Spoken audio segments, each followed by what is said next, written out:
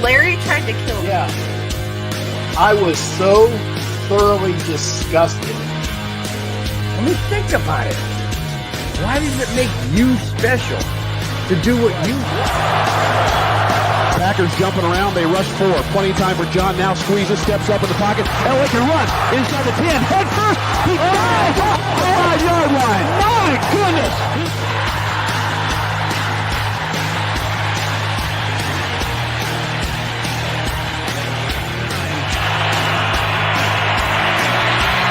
Rushing 4, ball comes out of the hands of Newton. It's on the ground, and it's still on the ground. Picked up by T.J. Ward at the 4-yard line.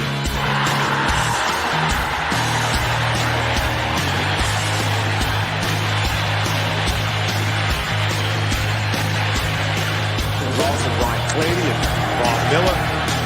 Third and long 3. Going deep. Oh, and he's got Thomas. Goodbye. Touchdown.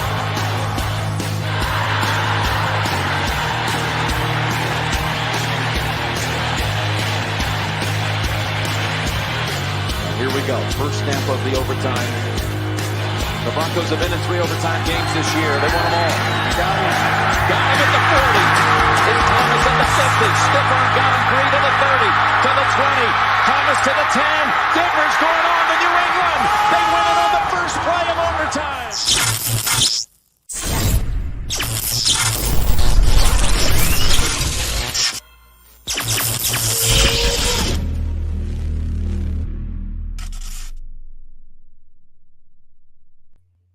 What up, everybody, and welcome to a brand new episode of the Millennials and the Boomers. Because that's welcome to a new episode of the 5280 podcast here on the MHRT Network. We are so glad to have you here. As always, I'm joined by my co-host Glenn Hauser, Cameron Parker, and welcome the old man himself, Bronco Bill, in the house. How's it going, everybody? Good. Just glad to be on. I'm just here Bill's on. Yeah. I'm just here so I don't get fined. Oh my gosh. I mean, that works. Granted, it's like a penny fine, but still. So, yeah, we talked all last week about pretty much nothing because there wasn't anything to talk about. And we finally have things to talk about. The coaching staff is basically filled out. I've got a list. Tell me if I'm missing anything. Got a list. I've got a list. Lisp. Now, obviously, the head coach is Sean Payton. I mean, Really? if there was any question about that, that's who it is. Okay. Assistant head coach Mike Westhoff, who, in my opinion, is one of the best special teams coaches of all time. Thank you, Joey. Thanks, Joe. Defensive coordinator is Vance Joseph. Offensive coordinator is Joe Lombardi. Now, I know Bill didn't like that one because he was the offensive coordinator of the Chargers. But Joe Lombardi is the offensive coordinator. Oh, wait. Special teams coordinator Ben, Kotwicka. Close? Yep. Yeah, it'll work. Sure, it'll work. Assistant special teams coordinator is Chris Banjo. I'm going to love that name.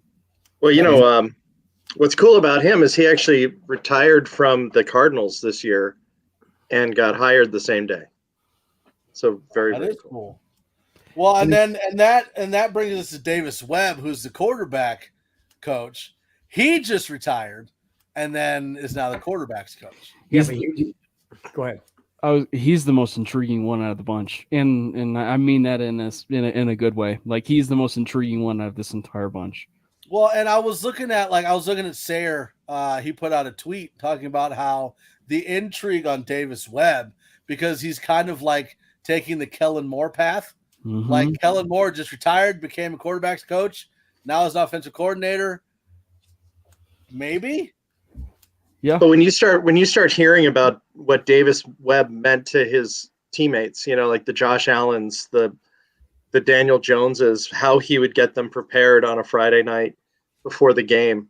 I mean, I'm that to echo Cam. And I don't do that very often, quite honestly. That's a joke. But this is the one that I'm really excited to see the impact that he has. You know, he's 6 years younger than the guy he's going to be coaching.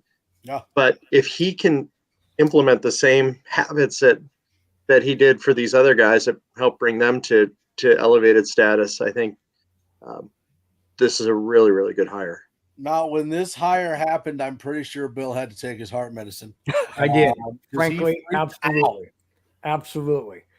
Main reason is like Glenn said, he's 6 years younger. I'm trying to figure out what a 28-year-old can teach a 33-year-old that Russell Wilson doesn't already know, hasn't seen, hasn't experienced, hasn't gone, preparation for. That's my concern. It's kind of like, I don't know. I know my grandson's a heck of a lot younger than me, but I mean, it's just, I mean, it's to me, like Cam said, it's intriguing. I'll give it that, but I don't know. I just have my doubts. The first year, but he's coaching him, Bill. Like, that would suggest that like Tiger Woods should not have a coach younger than him, because what do they know, right? So it's like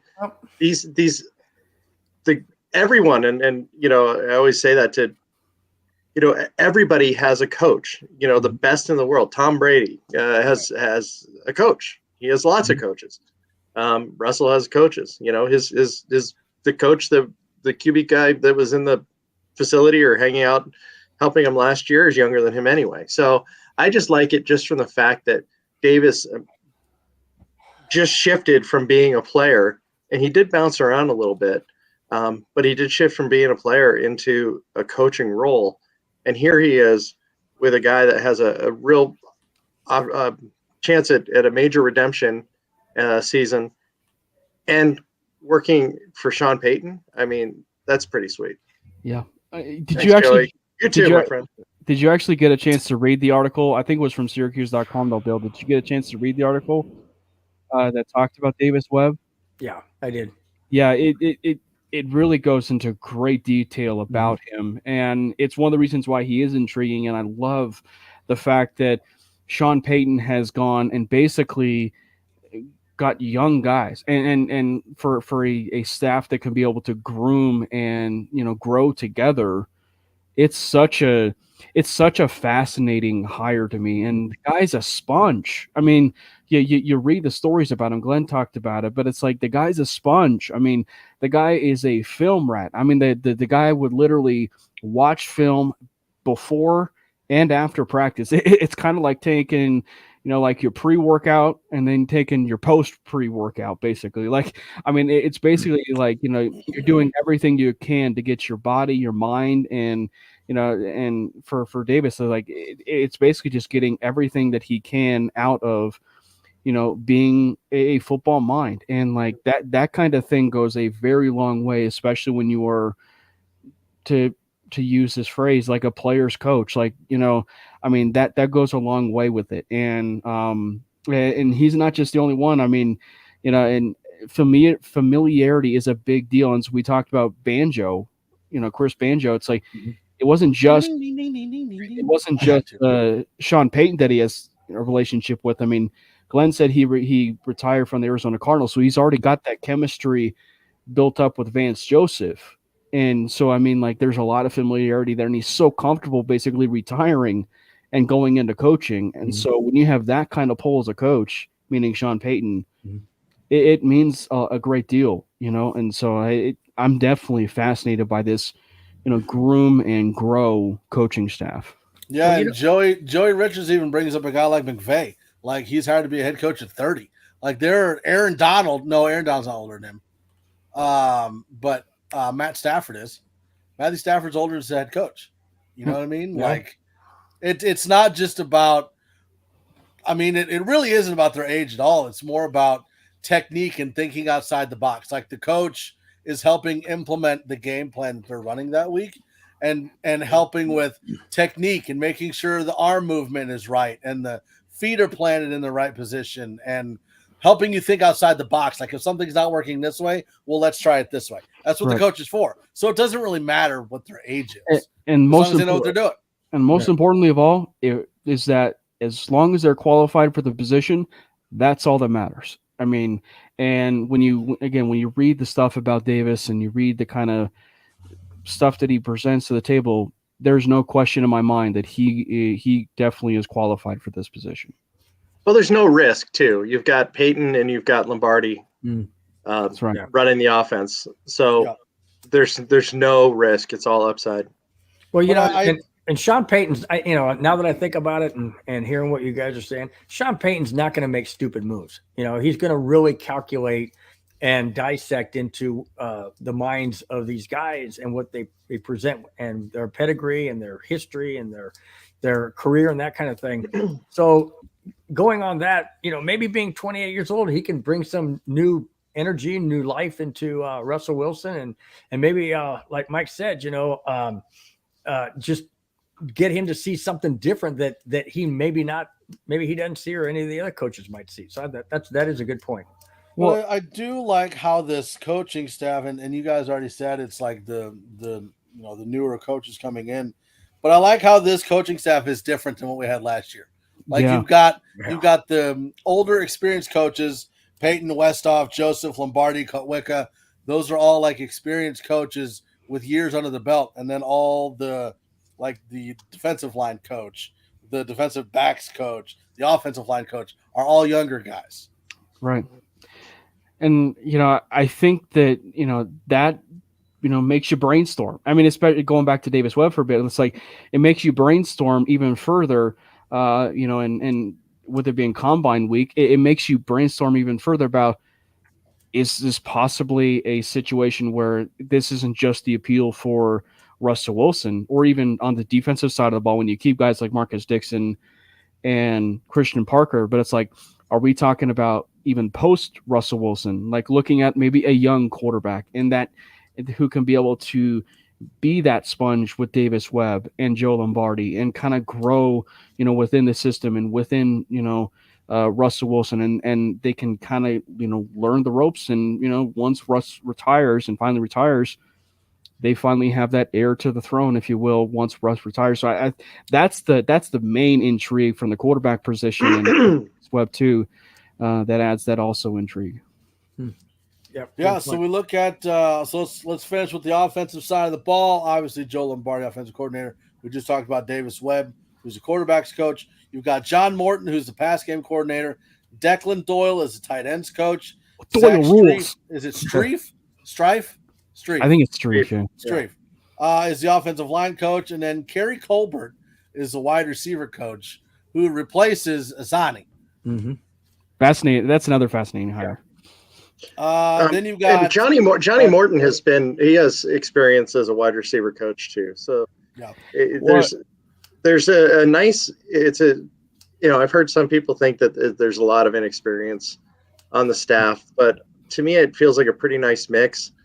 Peyton mentioned in his work, in speaking to the press today at the combine that, Parcells like to have younger coaches around, and he likes to have younger coaches around as a result.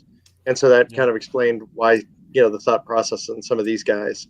We mentioned Banjo earlier. He played for the Saints under Peyton as well. So he doesn't just have the relationship playing under Vance. He also played under Sean. Yeah. Morton's fascinating to me because we talk about the balance of, maybe post Russ or even during Russ's tenure. Morton is the one that I think is also intriguing because he has all that experience with Sean Payton. But I think people forget in the first year for Morton, he was a passing game coordinator in 2006, which happened to be Drew Brees' first year as a New Orleans Saint. Mm-hmm. And with Russ, he already had his first season as a Bronco. As we know, he's still transitioning. He's still transitioning to being a Bronco. And I think Morton coming in and being that passing game coordinator can help, with that chemistry with Russ and help with that transition so that it is a little bit seamless. So if there are changes down the line, it isn't that big of a deal, going forward. So taking a look at the defensive side of the ball, obviously Vance Joseph was the big story when he was brought back to Denver. Marcus Dixon is the defensive line coach. Christian Parker stays as defensive backs coach. Yes, this is four coaching staffs now? Yeah. That has made it through? And Dixon is very popular from what I understand with the defensive line. So that is a really well received retention.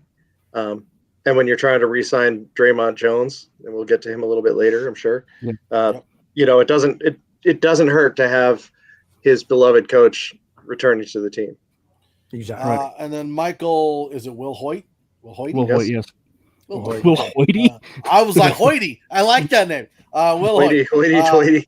Outside linebackers coach. And then Greg Minuski is the inside linebackers coach. That means that there's only one coach left. Running backs. No, that was hired yesterday. No, that was hired. Who? Yep. See, so I did miss somebody. Who did I miss? He's from Northwestern. Let me get his name. His last name is Ieni, I think. Another first year NFL coach. Yeah, from the college. I want to say it's Joe Ieni or something like that. But yeah, he was with Iowa State, and he was with Northwestern, or Northwestern. That's right. And he was part of the Bill Walsh internship program with Chicago. By the way, I'm kind of also like, quoting, I should say, or paraphrasing the bio from the Northwestern bio page, which if you guys have not a chance to read that bio, it's like literally an article about the guy. It's a fantastic bio. But yeah, he was part of like the Bill Walsh program where he was with Chicago. And then there's another team, I forget what it was, that he was with, but like it's kind of adding some possibilities, because if you go back and you look at, his career, it's adding some possibilities of running backs that maybe you weren't considering, that are going to end up being possibilities for Denver, like David Montgomery. Mm-hmm. So, in talking about Peyton's remarks at the combine, there are a few extra things that he said that really stood out, especially in regards to the defensive portion. He referenced the fact that the plan was to bring Vic Fangio to the team, that it was maybe a little bit too soon, and he then playfully, if he could be that way, blamed the media for scaring him off. Yeah. That he tried to talk him into it, that it would work out, and Vic opted to go to the Dolphins for more money than he made as a Broncos head coach. He said then the other Vic thing was supposed to be part of the plan, and then you guys scared him away. Scared him away. Yeah. Said it with a smile. Yeah. And then, but that's true. Like that. Yeah. But the other thing is Matt Patricia, who I didn't even hear that the Patriots had officially broken ties with him, but it seems like he's completely available, because there is a very high likelihood that he's going to join the defensive staff in some capacity. Peyton said that, he talks to him regularly, and that is something that he wouldn't be surprised if that happened. He then did say that he'd have to talk to Vance and some of the other coaches about it too. So you would think that he probably would have done that before he mentioned it at the combine, but the guy's in charge. He does it his way. I don't love Matt Patricia. Any stories that I had ever seen about him as a head coach was that he was a total prick and the players hated him. So I think you can do. I think you can't pretend you're Bill Belichick if you're not. So it'd be interesting to see how he behaves on someone else's staff. So we'll see. But it sounds like there's a really good chance he could be here. Well, one of the other things that Sean Payton said was he hasn't done a deep dive on the current Broncos roster. Not scuba gear, more of a snorkel. That was pretty good. Yeah. Going back to Vance Joseph and the comments that Sean Payton made. The thing I'm just kind of wondering, what does Vance Joseph think about that? If he knows that he was second fiddle and he wasn't really the guy that Sean Payton wanted, I mean, if it seems like that would rub him the wrong way, especially since he was head coach at one time. Now he's defensive coordinator, and he gets somewhat, I don't know, a pie in the face, so to speak, because that's not Sean Payton's first choice. Well, but you have to think the coaches can like set that aside and forget about it, because like a lot of coaches that become new head coaches don't get their first pick at defensive coordinator, offensive coordinator. So I don't think that really matters. I mean, along with Fangio, obviously he was skewered pretty bad by the media, but I mean, there were people in the building that, still probably had some, wasn't a fan of Fangio coming back. Right. Yeah. I was one of them too. But you know, the whole relationship with Fangio is interesting because I thought they had at one point been on a staff together, Right. but Peyton said that they actually had not. Then he referenced the fact that Peyton's parents were from Scranton, Pennsylvania, where Vic is from.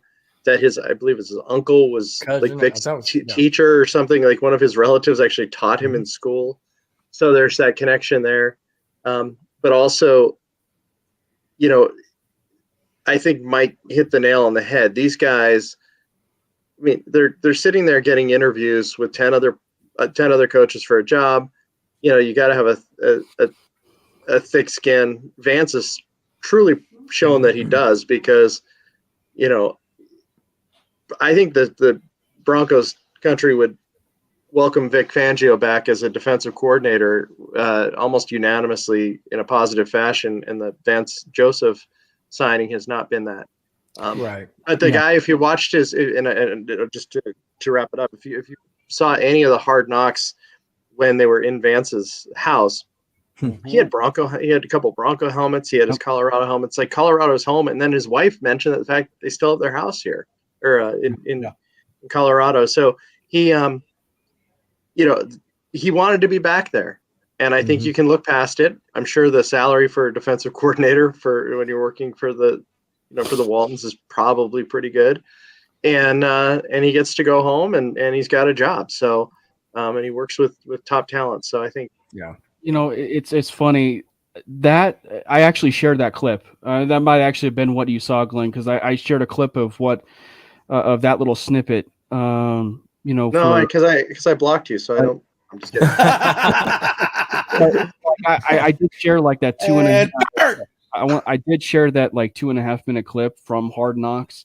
Yeah. So if you guys don't have Hard Knocks, I do recommend it. But you know, to tie a bow on that, like he shared he has no ill will, like, you know, to the Broncos at all. Which, you know, and especially when you think about his tenure as the Broncos, you know, head coach. Yes, it ended poorly, and then, you know, there's the also part of it that he wishes he did stay for a third year because he felt comfortable that they were going to take that next step. And then even further, this the command that he's had. Like if you watch the full season of Hard Knocks with the Arizona Cardinals, again, I highly recommend it. To kind of piggyback off of Glenn, I highly recommend it. Like, you can see the command that he has, the command that he had with that room, and especially a room, let's be honest, that was led by Cliff Kingsbury, you know? And so, I mean, it's so that alone carries some significant weight, especially with Vance Joseph. And I know that I've completely forgiven him for his time,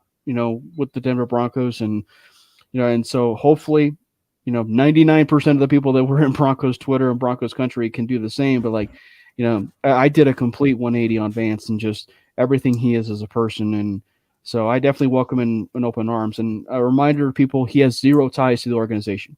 Yeah, zero ties. Yeah.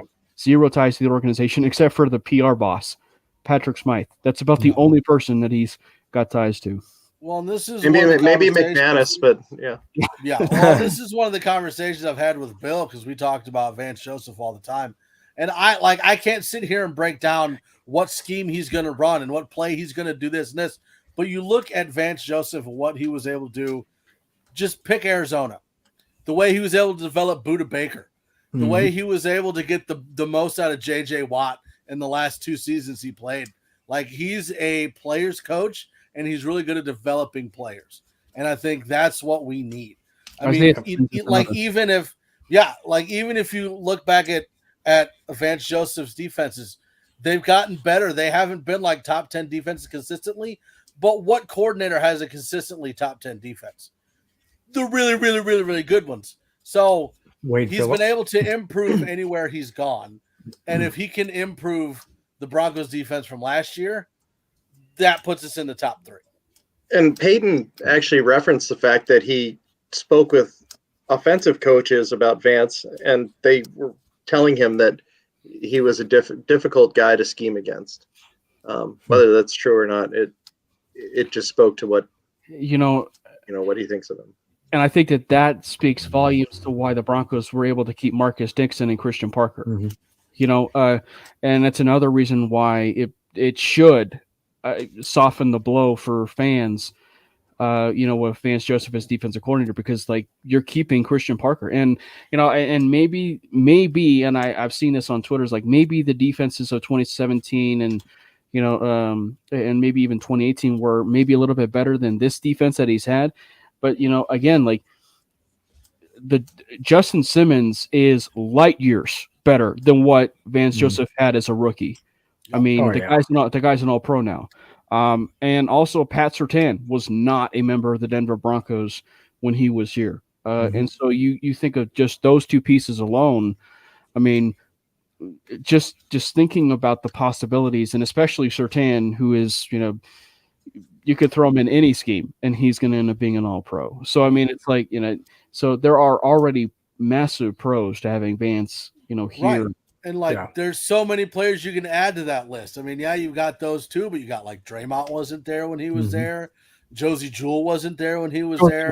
Actually, Josie was in 2018. Are you sure? 2018. For sure, right? For sure. I don't think Josie was that old. I thought he was in like his third year. He was drafted in 2018. Yeah. Josie and Justin are the only players that Josie was with Justin. Okay. Well, and that's another thing too, is like Josie's coming off his best year, like 120 plus tackles, and that's another guy. Yeah, you throw in like if Alex Singleton comes back, I still like the Alex Singleton, Josie Jewell. Like I know that there's other people that can play inside or middle linebacker, but I really like Josie Jewell, Alex Singleton. But I do want to break down. There was a list on NFL.com of like the biggest potential losses for the Broncos as far as free agency. So I kind of want to go down the list and then give me a yes or no whether you think they're going to come back or not. Okay. Like yes if they're coming back, no if they're not. Mike Boone. No. I don't think so. Marlon Mack. No. Murray. Yes. I hope so. Yes. Andrew Beck. I don't know. That's an I don't know. Oh, that's fine. I don't know is an option. Yeah. That's a tough one. That's an I don't know. Yeah. Eric Saubert. No. I'll say maybe. Yeah, I don't know. That maybe's not an option. Well, maybe. I already gave you I don't know. I'm not giving you maybe. The reason I'm giving the I don't know is on the tight ends is there's thought that Broncos could go after like a Dalton Schultz from the Cowboys. Okay. So if you've got Beck, Saubert, and Tomlinson, all three of those available, which one do you pick out of those three to stay? Beck. Yeah, I like Beck better. I actually might go Saubert. Wow. Saubert Tomlinson. Well, Saubert to Tomlinson, because that's kind of what I was thinking, especially with running the football. Yeah. Well, see, I like all three of them. I really love Saubert too. Yeah. Right. Well, and also the draft is pretty rich this year. But we're not picking till third. Doesn't matter. I mean, sorry, we're picking like the 65th and 64th picks in the draft, or 68th or something like that. Unless we make there's plenty. Trade, but yeah. So yeah, but who are you gonna give up? So on with that, Calvin Anderson. I hope so. I do too. I like that. Hope guy. is not an answer either. Yes, yes. I will say yes on that one. I don't think he'll be the starter, but I think he will be brought back. Cam Fleming. Yes. I say yes. Billy Actually, you already said yes. No, I say Cam Fleming's more of a yes than Calvin Anderson, in my opinion. Billy Turner. No. Nope. Dalton Reisner. No. Yeah. Oh, I want him back. I say no. I kind of want him back too. Draymond Jones. No. Yes. I'm saying no right now. You don't think he's coming back? Wow. I'm saying no right now. That doesn't mean when Cam says no, he doesn't mean that he doesn't think the team wants him back. Yeah. The guy's he's only saying no because he can't say maybe. Yeah. No, I'm the stuff we were hearing, especially today, it's a no, because wow.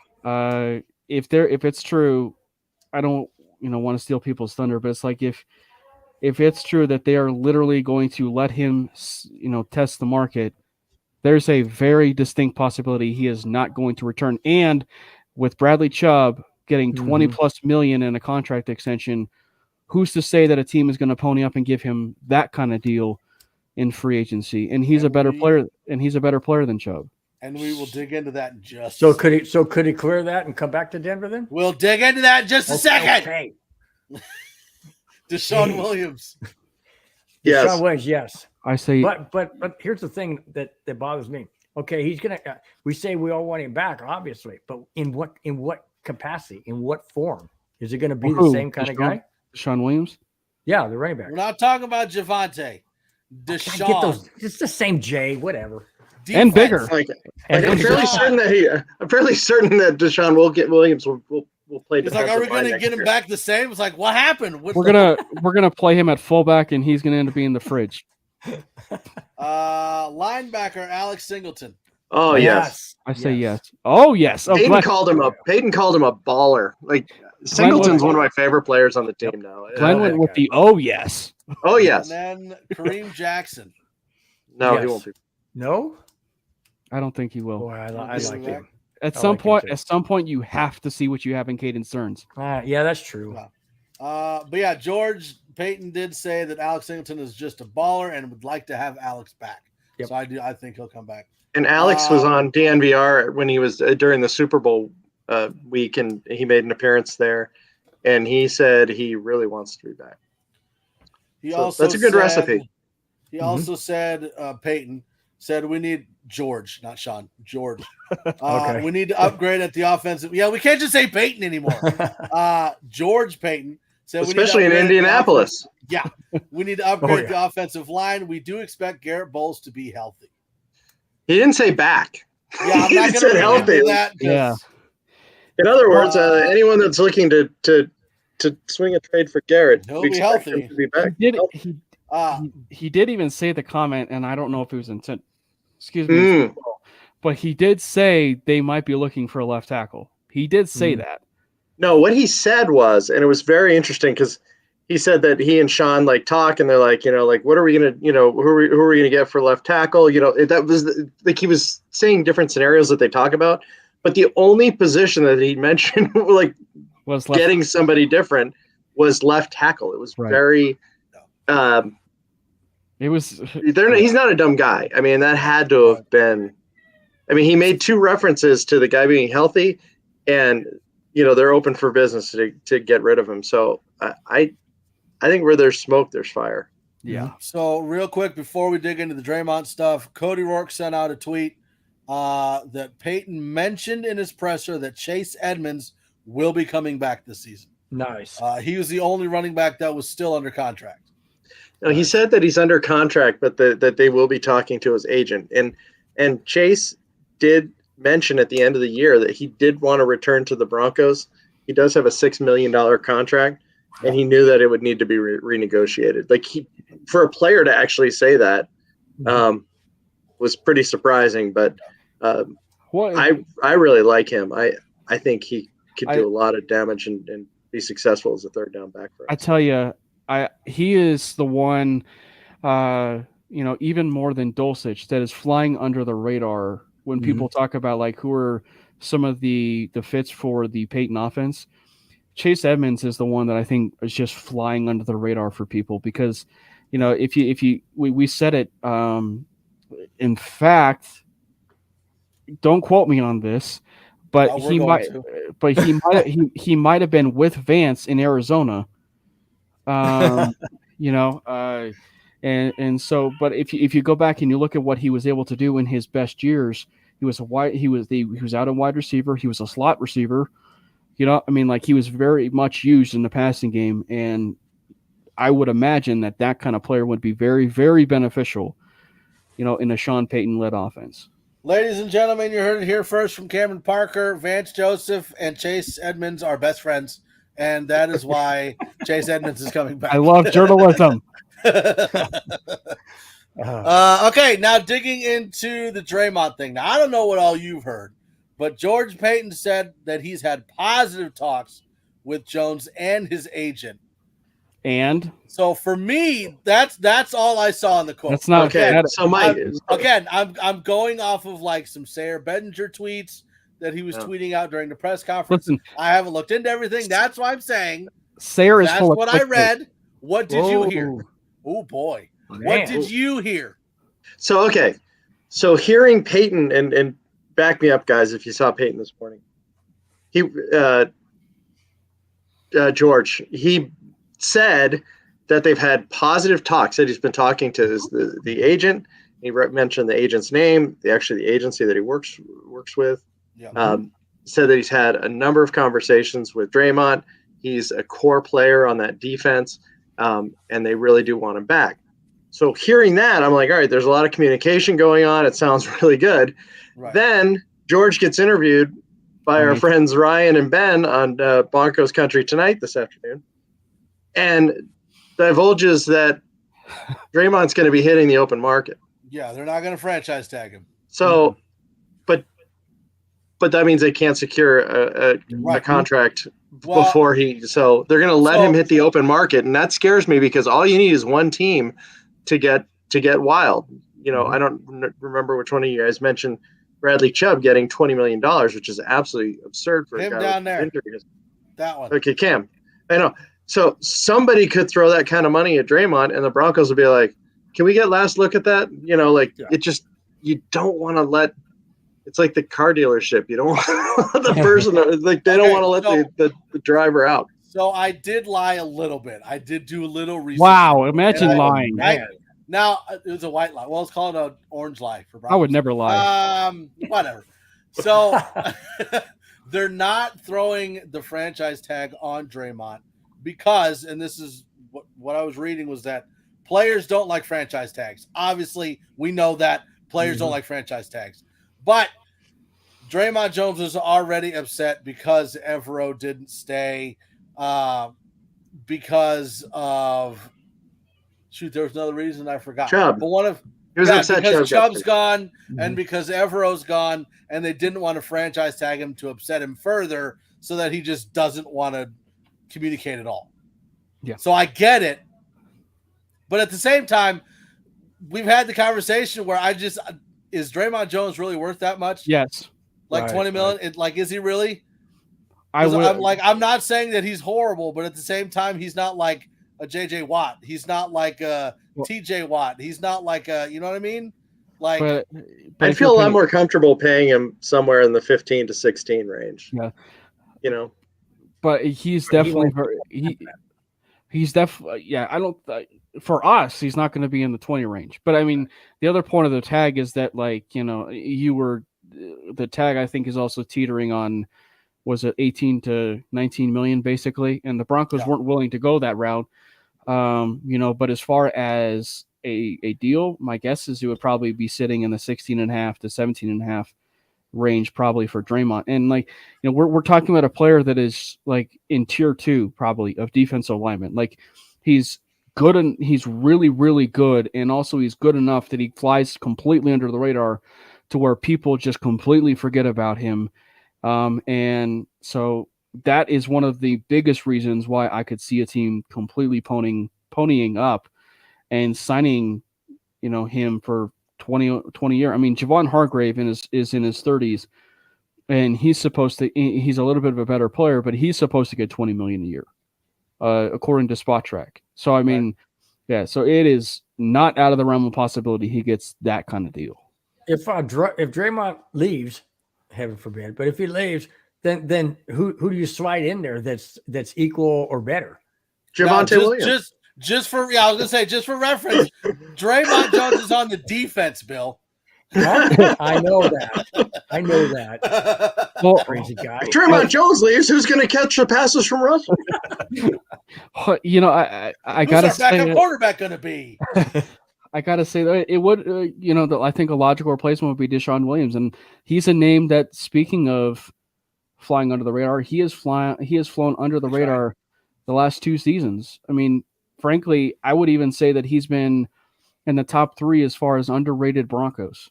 I mean, you know, especially on the defensive side of the ball, and so I would even say that he would almost throw himself into the must re-sign, you know, category. And so I wouldn't be surprised if they do it. Now, a loaded market in free agency and even the draft would probably, you know, ruin that idea, because they can easily go into the draft and pay money for a guy like that. But it just depends on what the Broncos plan to do. I mean, do they plan to allocate the resources of letting Draymond walk and going out and getting a left tackle, or what is it that they want to do? I mean, so yeah, we should get a transfer portal. We just get players that way. he talked about the transfer portal.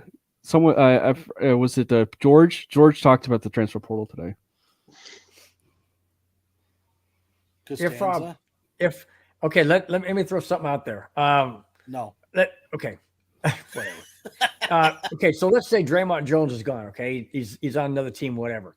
And then you bring in Williams. Is it going to be complementary? Do you think it's going to have the same type of impact that a Draymond Jones has? And if so, in what way? I mean, Draymond Jones was a beast. He was solid. And so I just don't know about. Of course, we're talking about a whole nother coaching carousel again. So who knows? But it's just I'm just concerned. Not concerned. Just curious as to who could fill those type of shoes. In that's such the thing. Like if Boggins was here, he'd be ripping me a new one right now. I don't see it. Like you look at Draymond Jones, he wasn't that dominant. He wasn't like a superstar. He wasn't that good. No, but he was now you're wrong. You're wrong about that. I'm glad to be wrong. Like, am I missing something? What am I missing? I've known you for like 3 years, and I've never known you to be glad that you're wrong. Right? What I would highly recommend, Mike, you go check out Frankie's film, and he's done a huge deep dive on Twitter about Draymond Jones, and we can pull up the stats all we want. Maybe the stats seem a little bit underwhelming. The film don't lie. The film does not lie on Draymond Jones. He is a disruptive defensive lineman. In fact, speaking of stats, he's in the top 10 in the NFL for pass rush win rate. And the film don't lie for Draymond. Oh, it's kind of the same way back in 2015 when we had Von Miller on one end and we had what's the name? Different players. Marcus Ware. Yeah, Marcus Ware on the other. Okay, that's the name you forget. I know. That's the Hall of Fame. Anyway. The guy who just got in the Hall of Fame. So basically, Draymond was, in my opinion, was kind of like DeMarcus Ware, where he took a lot of the attention and opened it up for other guys. And so he could rush the passer and force the passer out of the pocket or into traffic, and that again, just because you don't get sacks or you don't get a whole lot of tackles or deflections or whatnot, you're still disrupting and causing the entire offense to break down. It's still a different position though. But no, I get what you're saying. Yeah. That's what I'm talking about. It's just the disruption part of it. But yeah, right now we got all of the women, not all, but like front office staffs. You've got coaches, you got coaching staffs, all in Indianapolis at the NFL Combine. I haven't really been paying that much of attention to the Combine because we don't have a first or second round pick. So I've been paying that close of attention. Is there, like, obviously we're going to be looking to fill holes. Offensive line is going to be our giggity. Offensive line is going to be our big one, right? Like that's, I think the biggest trouble spot is offensive line, and that's without knowing whether we're going to have bowls or not. Mm-hmm. Right. Yeah. Oh, yeah. Even if Bowles stays, the offensive line is the number one priority. I mean, the only one we know is Miners. He's the only one staying. Maybe even Cush, but Cush is not safe at all. Cush isn't safe. No. But I honestly wouldn't even be surprised if, you got running back in that situation. I mean, frankly, we mentioned Murray earlier, but I mean, they could sign Miles Sanders, Latavius Murray, and go draft no. maybe on that like fan generated free agency simulator for FanSpeak. Maybe they can do something like that. But I wouldn't be shocked if they sign Latavius Murray, sign Miles Sanders, and then go into the draft and draft a back. What about a guy like Alexander Madison from the Vikings? George was there when he was, and every time Dalvin Cook gets injured, Madison comes in there and tears up the place. Well, actually, two things that I think were fascinating is one, Mike Boone was with him, Madison, And like the other is like he's 24 years old. I was surprised when I went and like saw that he was like 24 years old, because it feels like Madison's been in the league for forever. And so like a guy like that has no tread on his tires. And Miles Sanders has that kind of argument too, but it's like the guy also, for Peyton, he has history with him. So I wouldn't be surprised if they kind of went down that Mike Boone route again and brought in Madison. And I'm sure that this isn't a running back thing, or just an overall thing, but I wouldn't be surprised if Peyton and Peyton are in lockstep with one another to where they're not just like or drafting or signing players that Sean Payton wants, but also being interested in players that maybe George Payton would want that also fit Payton's scheme. Well, and we did get a little bit of word that the Broncos do expect Javonte Williams back next year. So no, Mike. Opening week, he said. That just does not seem right. No. Wow. He said I still figured it'd be October, November. No, Peyton actually said they expect him to be back for the beginning of the season, and I was shocked at that. I don't think that's feasible. I don't even know if I believe the report. I heard him say it. Like he actually said it at the combine. George Payton said that.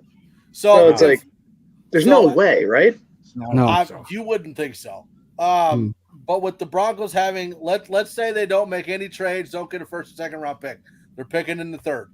You're watching the combine. What positions are you looking for if you're a fan of the Broncos to try to remember some names for potential draft? Well, to stump the show with Boggins and Patrick Coyote, you're drafting best player available, BPA. You're drafting BPA. So we're not focusing on any offensive line, offensive guard, offensive tackle, running back, just BPA. No, well, I mean, think about it. You have no picks in the first, right. And plus, like your entire this goes for not just the Broncos but the entire NFL. You fill all of your needs in free agency, so that when you go into the draft, you have nothing to worry about except for best player available, and especially for the fact that you have no first round, no second round pick. You want to make sure that the board falls to you in the best way possible, and so best player available is always the best way of attack. Okay. So one last thing I want to cover before we go, and we talked a little bit about it last week.